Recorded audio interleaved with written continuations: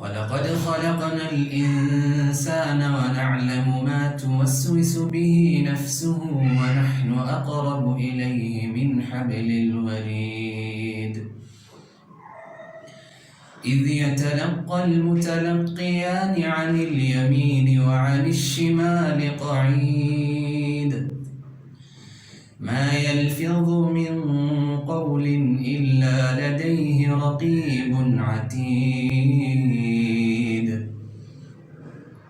وجاءت سكرة الموت بالحق ذلك ما كنت منه تحيد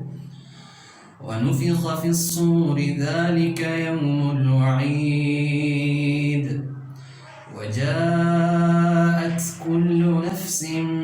معها سائق وشهيد لقد كنت في غفلة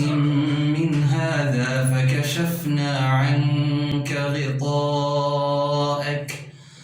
فكشفنا عنك غطاءك فبصرك اليوم حديد وقال قرينه هذا ما لدي عتيد ألقيا في جهنم كل كفار عنيد مناع للخير معتد مريب الذي جعل مع الله إلها آخر فألقياه في العذاب الشديد قال قرينه ربنا ما أطغيته ولكن كان في ضلال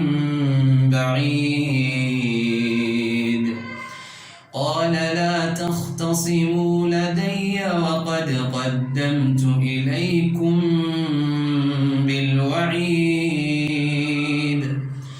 ما يبدل القول لدي وما أنا بظلام للعبيد يوم نقول لجهنم هل امتلأت وتقول هل من مزيد وأزلفت الجنة للمتقين غير بعيد هذا ما توعدون لكل أواب حفيظ من خشي الرحمن بالغيب وجاء بقلب منيب ادخلوها بسلام ذلك يوم الخلود